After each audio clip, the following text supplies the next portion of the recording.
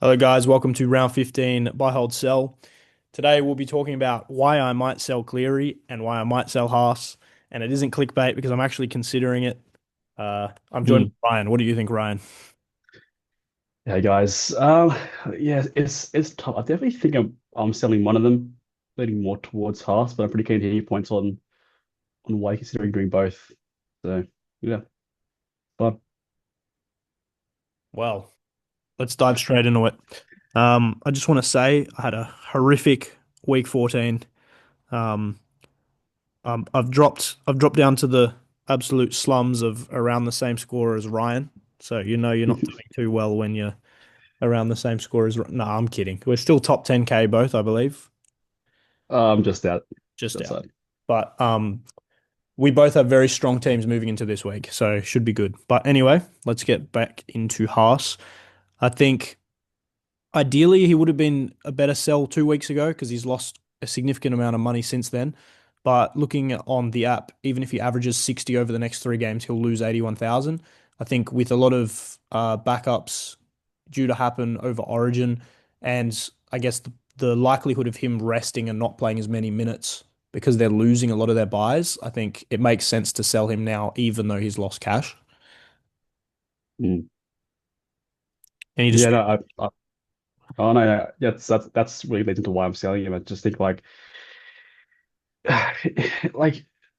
everyone's team at the moment probably could use with a bit of just extra over the next few weeks. And I know last week we came on and I was pretty strong on holding him, but then we're he like talking later that night, and also then just kind of me thinking about it over the next couple of days before the round actually started. I kind of thought like that I will be trading him this week, just because it helps me get to some of the buys we have what the that will show it later on who are a bit pricey, and I just think like you bring someone in who's going to play like five out of the next six rounds, average close to 60. That's a pretty huge bonus to add to your side when Haas, we don't know really about his minutes going forward over, until post Origin. So yeah, kind of really like also what you said, I kind of agree with. And then yeah, like the money isn't that important, but actually just getting good scores over the next few weeks.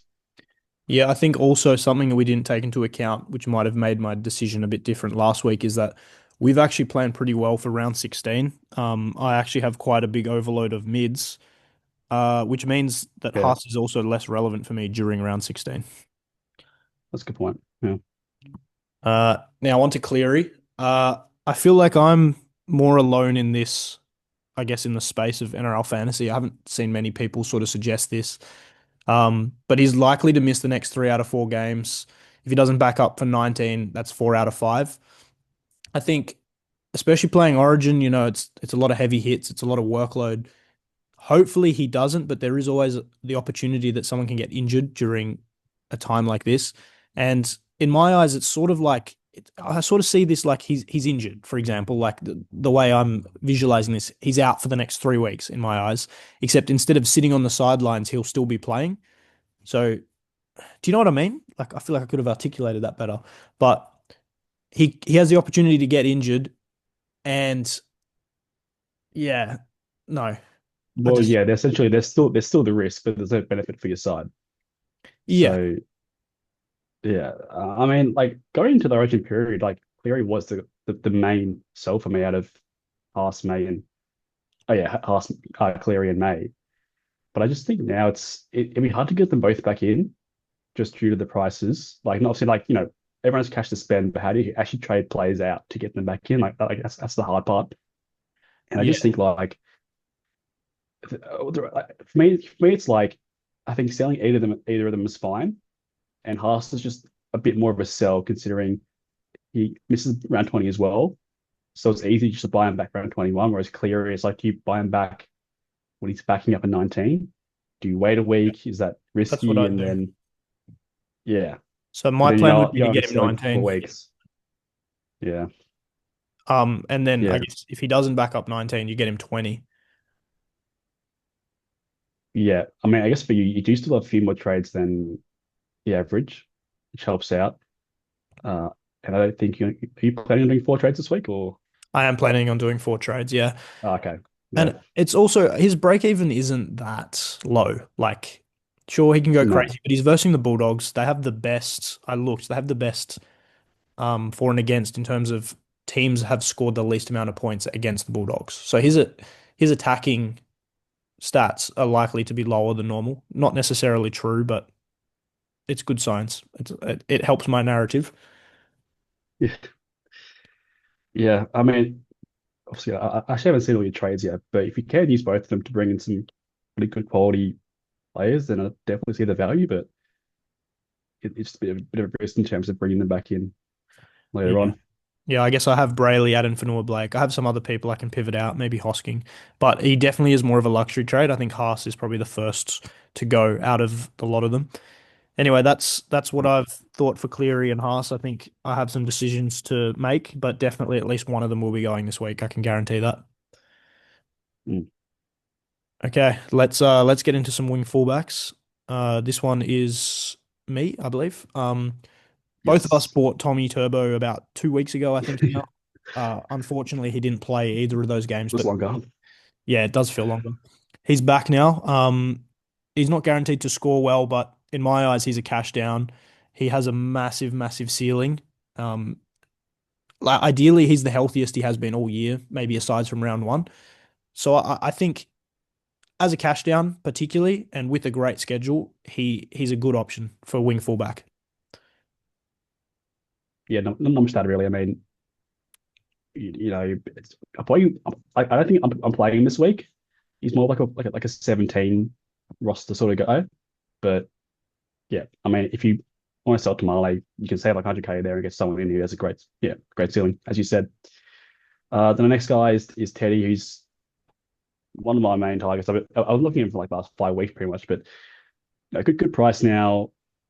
One more buy, I think. Yeah, one more buy, and that's it. And yeah, obviously just pretty consistent apart from the one week that you bought him, I think. And Yeah. so yeah, I mean, for me it's pretty easy trade. Much more to say really. Yeah, I think I was at a crossroad at one stage where I had to choose between Teddy and Fletcher Sharp, and I chose Teddy. And I'm not actually sure who was better out of them, It's but I probably guess pretty even actually, I it think, but probably is. yeah. But yeah, it'd be nice to have both of them in your sides. I probably can't get to Fletcher anymore, but Teddy's definitely a great buy. He's not going to be pulled up for Origin unless Dylan Edwards like loses a limb or something crazy. Yeah. Yeah. Scotty Drinkwater, who's someone you own, who I've been sort of procrastinating getting, but just looking at his schedule, he doesn't have any more buys. Um, I believe at all, if I'm not mistaken. I think he plays for the The rest of the last round of the year. last round. That's it.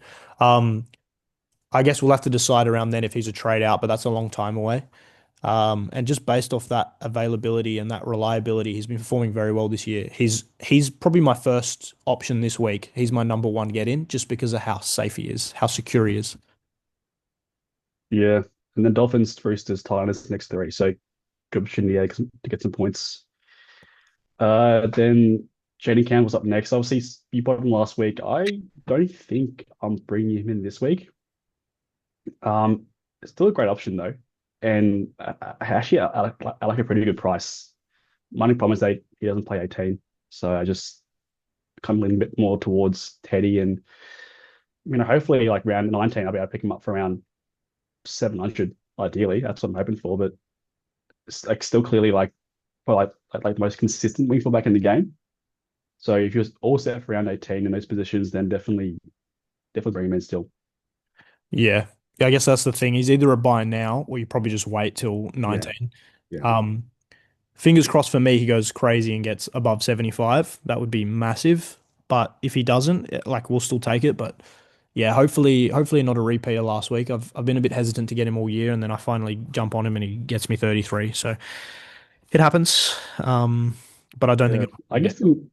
I guess maybe some concerns now with Foreign and Brimson both in the side is does he lose a bit of attacking creativity in his role?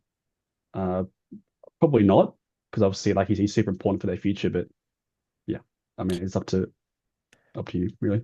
Yeah, I think the Broncos just went really well. I think that was Yeah, out of the ordinary. That's not going to be something they're going to be faced with every week. But yeah, he's definitely out of all the buys this week. He's definitely one you can watch. He's not a must have. I don't think anymore at the moment. Latu I jumped on last week and I was very happy with. I think he had a break even of around 20-ish and he got in the 30s. Um, he will be playing halfback this week. Is that correct? Sorry, I'm just saying. He's on a bye this week.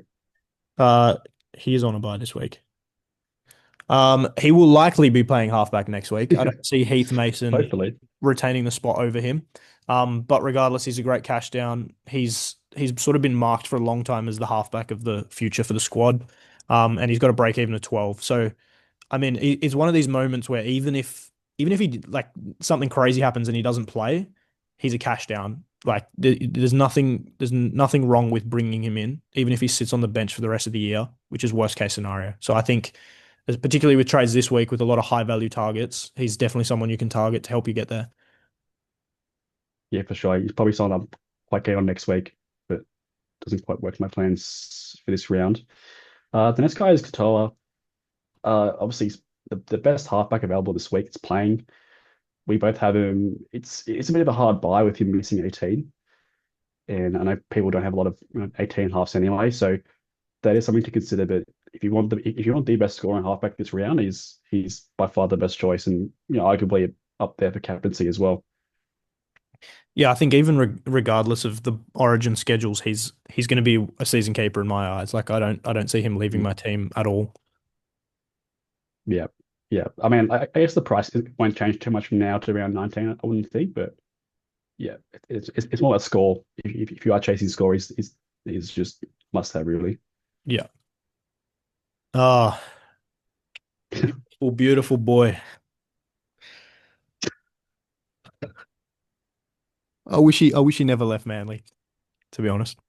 Um, Humphries is someone we all had at the beginning of the year. He made us a lot of cash and then he got injured. And since he's come back, I think a lot of his upside has been taken away from Latrell being there. Um, the Rabbitohs will be playing around 15 and 18, and Latrell will be out of the picture due to Origin. I think with the break even of 46, he can hit that, and I think he could go back to how he was post Latrell. He'll be back scoring goals as well. He was getting crazy numbers. I think he was getting around the 70s. I think he didn't have a game where he was in the 80s even. Think so, yeah. So I think a lot of people maybe he's a bit under the leaving a bit under the radar at the moment. Particularly with coverage for 15 and 18, he could be a little naughty pod. He can make you a lot of money as well over the next couple of weeks. Yeah, definitely. I guess my only thing with him is you got Jerome Hughes as a target next week for probably a lot of people. Yeah, for sure. And then how do you then fit with all these halves into your side? So that's the only thing. But I definitely think if you want a bit of a pod that can has some good upside, then go for it. There is one strategy to fit all these halves in your team, and that is selling Nathan Cleary. Yeah, sure. It's a good point. Um, Next guy, Herbie. Similar sort of thing to Katoa, where he's again we will score the best score at center this week, but doesn't play 18.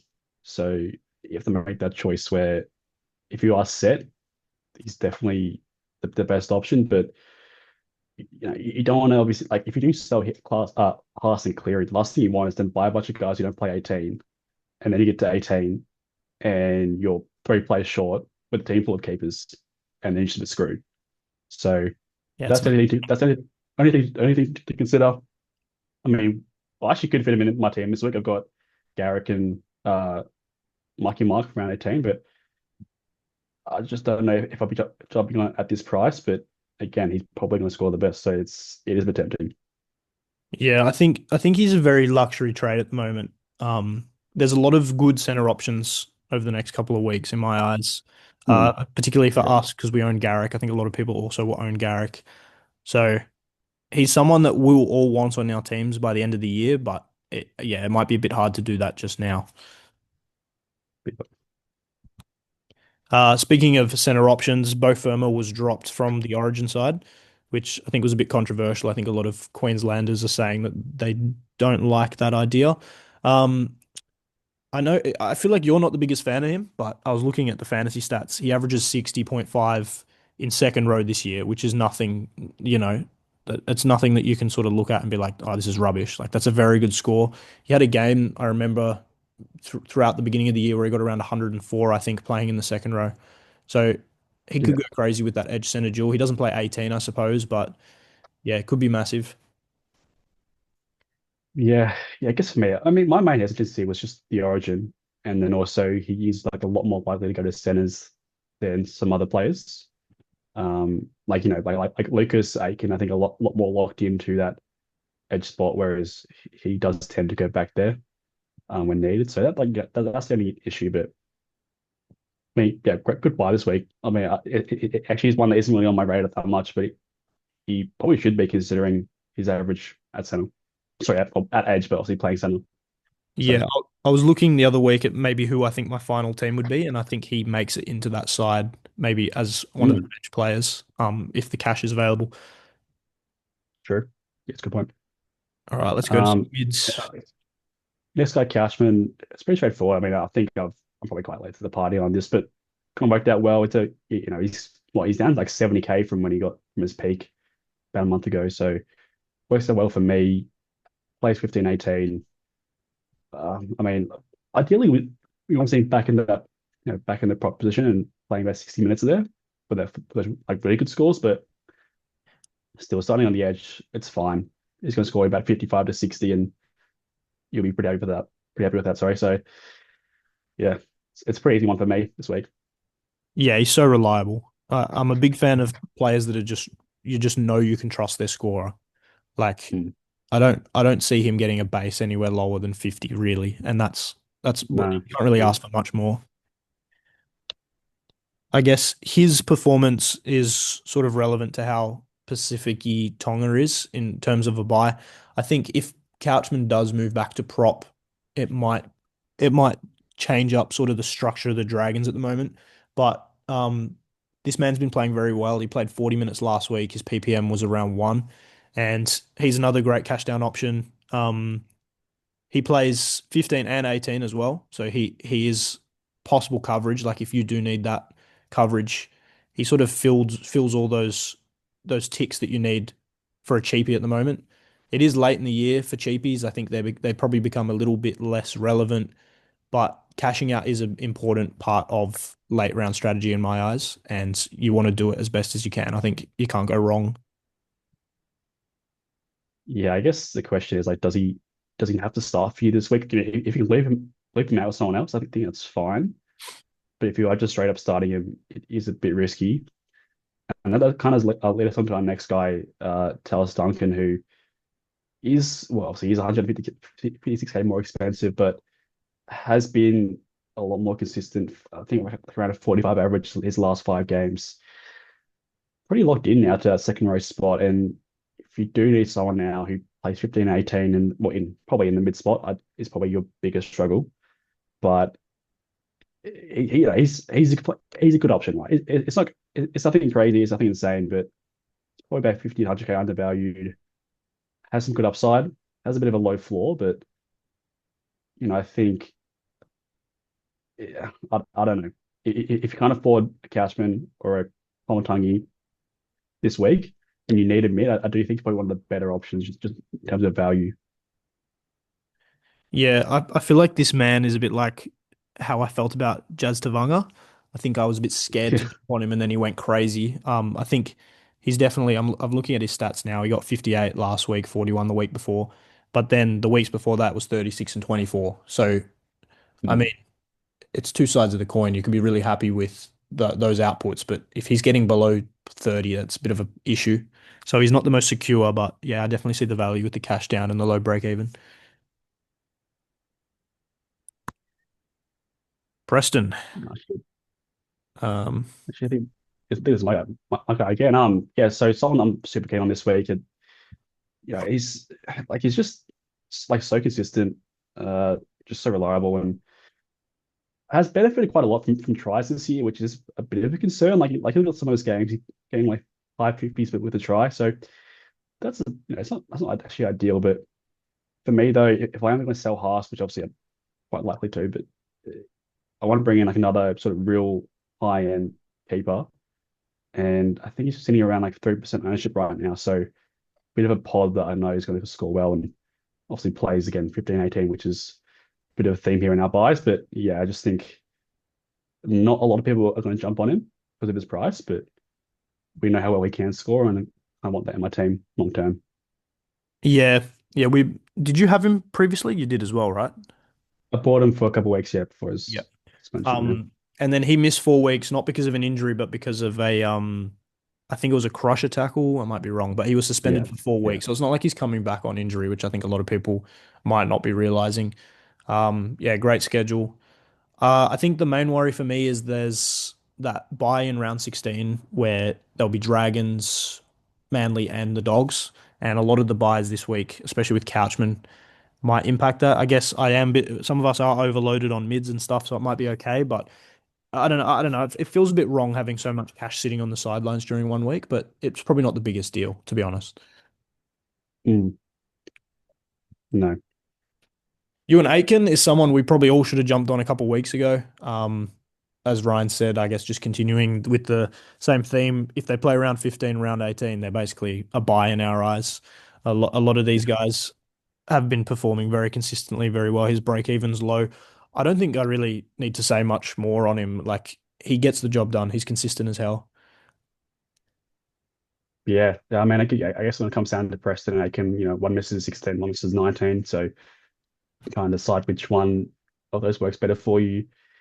I think Preston's probably the better scorer by the end of the year, but again, like looking at my side now, that 100K going to an Aiken does free up some possibilities for some different trades. So I'm pretty set on Preston, but Aiken at that price is tempting me a little bit. So The thing that tears me a little bit is I've been watching Olakau'atu play lately, and I think he's been very aggressive. He's been very good. He's not doing any silly offloads like he was before. He's running the ball. I don't think he made the buy category in my eyes and in your eyes just because of the buy during round 16. But if I think about it at this stage, I feel like I'd prefer Olakau'atu in my team over Aitken, but I also feel like I'd prefer Aitken or Olakau'atu over Hosking. So I mean, there's a lot of room to pivot but I guess maybe it's something that's done in a few weeks. It's tough. yeah, the thing with Aiken is that he's been averaging 50 tackles a game at second row, which is obviously an incredible amount of base stats. I think Olakau'atu is quite low for an edge when it comes to tackles, so that's the only issue there, and kind of why he has so many low scores is just because he doesn't rack up the base stats. So yeah, it's tough. I mean, obviously, yeah, actually three pretty good options there for edge in Preston, Aiken, and Olakau'atu, and you can't really go wrong, but it just kind Yeah. of depends on Yeah. your team, really. I guess you got to choose between defensive stats or more like offensive stats. Yeah, I think generally defensive stats does win out, to be fair. And looking at the Manly bye schedule, it's not the most favorable. They do have some tough matchups coming up, in my opinion. But yeah, Aiken's probably a buy over Olakau'atu, but I feel like I'd prefer Olakau'atu. Um, Let's talk about some hookers. There's not much to talk about because there's not really any options this week. I'm unfortunate enough to have owned Brayley for a while now, so I'm going to stick with him, which sort of makes it easier for me. I don't have to worry about filling this position until round 18. The mm. only person we sort of agreed on as a buy this week for hooker is Damien Cook, purely because he plays 15-18 and he actually consistently outputs good scores, unlike our friend at the Dogs, Reid Marnie. Who we've both heard news that he might possibly be getting dropped or thoughts of getting dropped from the side. And he just hasn't been as efficient this year as he was last year. Yeah. I mean, if I actually do in my most like recent trade sort of idea, I actually did sneak money in, but it's just a bit gross, and honestly, the whole position right now is just a bit gross, and even someone like Damien Cook obviously moved to centers this week, which is unlucky. That won't happen all the time, but ends up scoring like in the 20s. So it is so tempting to just obviously play no one there this week, but then you are also just forfeiting points when like the ranks are so close that I'm not sure if I want to do that. So Yeah, it's tough. it Tough is this week. tough. Yeah, I seriously don't think there's any buys other than Damien Cook. Like even someone like Jazz Tavanga's moved to the bench. I was looking Phoenix Crossland's playing 13, but that's temporary. Um, and then the Rabbitohs hooker is likely going to be falling out of that position as well. Yeah, there's really not many options. Yeah. Yeah. And so just onto our holds now. We'll go this quite quick. See, three Raiders players there. I just think, they play 18. So if you don't need to sell them, I definitely would consider holding on to them just for now. I know Fogarty has lost the goal kicking at the moment. I'm not sure how long term of a change that is. And it is pretty important. He averages about 4 goals a game this year, so that 8 points takes him from a mid 50s guy to a high 40s guy, which probably is enough to sell him, in all honesty. But I think for all of them, obviously Hubner is a clear hold, actually scoring pretty well now and is important over the next few weeks. But the other three guys, I think it's just worth keeping for 16, 17 and deciding, oh, sorry, and 18, and then probably selling them at 19. But yeah, Yeah, do you agree or? I agree, and I also agree that if there's a green tick this week, you're holding them. The comp's so close. Like I had one bad week and I went from, 6,000 to like 10,000. Um, you need to be playing 13 every week at least. You need to be fielding a full side, and 18 is going to be very tough for a lot of people. I think even for us with a lot of trades, we're going to have to do a lot of pivoting. So if you have a Raider of on this list, you're probably not selling them. Possibly hosking to someone like Aiken, but the rest of them, I think you just hold. Yeah. Yeah, McConaughey's leads onto ourselves there. So a bunch of guys there who, like, obviously, uh, well, Cleary and Haas are contentious, but Katonga and Smith missed 15 and 18, so they're pretty clear sells. Horsburgh might make Origin anyway, so for in game three, sorry, so he's a pretty clear sell. And Tamale, obviously, I'm very unfortunate for him. Uh, actually, what's it called? Sorry, both Manly as well. So hope all the best to him in his recovery, but yeah, pretty clear sell now and just a good on pivot. Yeah, I guess Horsburgh really should be in Origin now. I think it's a bit of a shock that he wasn't picked. Um, but I'm actually thankful because a lot of people would be benefiting from him playing this week if they didn't have a bye. So yeah, definitely can be used to pivot to someone stronger. Yeah. I mean, you're pretty close now in cash to like a Couchman, so it's pretty easy for me. Yeah, that's crazy. All right, so we got the average score distribution. I think 1,049 was the median. You got 1,000 and something, didn't you? Yeah, a bit more than that. Yeah, it's actually quite high of an average when I saw it, like considering how many important players went low. Yeah, yeah, Uh, it's really it's still fucked me quite up. high, which was kind of scary. But anyway, for your teammate, Yeah, I got 900, and I think my only saving feature is I have four more trays than the average, so I'm gonna have to put them to use yeah, this week because I should have done it last week. My wrap up, I did two trades in the end. They ended up hurting me in the backside because I could have used these guys as loops, sort of as protection for a couple of the injuries and low scores I faced. It didn't help that the Eels were playing the last game of the round. But yeah, I brought in Jaden Campbell and Fainu. And circumstance wise, I think it was the right thing to do. I think I got a bit unlucky with Jaden Campbell's score. I was under the assumption that Savala would be dropped for Sandon Smith and Walker this week, which isn't the case, but I think he's peaked in value pretty much anyway, so I'm not too fussed about that. And Nawaqanita Wase, I also feel like he's probably around peaked in value. And mhm. I just wanted to trade out buys during a tough week for me. Um, yeah, so I played Tamale, which was unfortunate. I got stuck with the one. Iongi let me down. Katonga let me down. Campbell let me down. But other than that, I actually did okay. Like it's a decent score. It's just everyone else did really, really well. Um, could have gotten a Yeah, couple extra points putting the captain on Kaloa Matangi, but that's not something you can sort of complain about. Uh, like I said, a lot of moves to make this week. I think the last five few trades, weeks. mate. Well, Five trades, cheated, I'm mate. not doing five trades. I'm doing four. Um, yeah, there's a possibility that maybe I do Humphreys as well. I'm considering it, but like you said, Jerome Hughes is definitely someone I want to be buying next week. So after four trades this week, I'll have 10 left. But yeah, I have a lot of thinking to do. Each week now, it becomes less and less clear to me what's going on, and hopefully that will not be the case every week. But it's nice to have the flexibility, I guess, to get these big guns in and make some moves. Onto Yeah, you. definitely. Yeah, so obviously, as I said last week, a bit of quiet in the old stables for mine. my trade outs, which is funny. Had the best score of the year with no trade in. So just a funny game, isn't it? Yeah. So no loops and pulled out a 1086, which I'm pretty happy with. Avoided most of those scores. Uh, yeah, I did creep into the top 10,000 until Smith went off, and then Katonga missed like four tackles and went down from like a 45 to a 35. So that was great.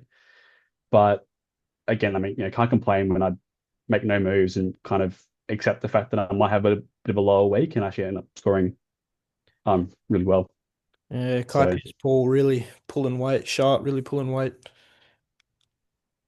yeah, obviously, I mean, like Katara as well. A bunch of people have Hines in, so us going down that route's super helpful. And yeah, for this week, it's a bit of a mess as well at the moment. But I've got no hooker, so I do need one, and I really don't even want to think about it at the moment. But yeah, I do want to bring someone in, so it's going to be tough. But Preston, well, sorry, actually, Couchman and Teddy, I'm like almost set on, and then Preston is probably him or Aiken coming in, depending on how that frees up money for another hooker over next week to get Hughes in. So a lot of thoughts, but yeah, I definitely want to focus on getting another really strong 13 this week and climb some more ranks. So that's the Yeah. plan. If I was in your shoes, um, which I'm not, I have Brayley, but I'd probably be pursuing Cook this week, to be honest. Yeah, I don't think I can make the money work, in all honesty. So No, that's fair enough. I guess Fainu is that's a kind of cash the down issue. option for yourself as well to help, but I guess there's so many big players we want to get in. We can't really be getting too many cheapies when we want to make these big moves. That's right. All right. Well, that wraps us up then. I think a bit of a long one today, but oh, sorry, my team. I mean, yeah, not much to it really. A few leaps in there. Unfortunately, Sharp and Savala play in the same game, so I actually can't do anything about that. But yeah, got a few options with these trades, and I mean, obviously, yeah, a pretty strong team. So Yeah, it's looking good. Kai Pierce Paul, that's big. apart from the Aiello there. Takiyaho. All right. You look like you were doing the outro. You can do the outro today.